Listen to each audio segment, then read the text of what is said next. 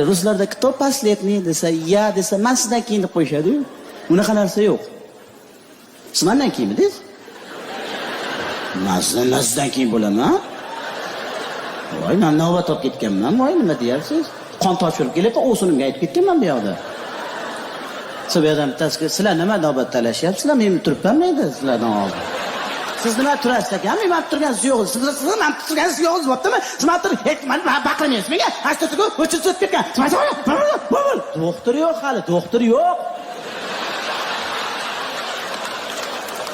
Bittasi kelib, "Oxir kim ekan?" deydi. Boshim topolmayapsiz. Oxirini qayerda topiladi hozir? Yo'q, siz to'xtang, men bu yerda qatdan paydo bo'lib qoldingiz hozir.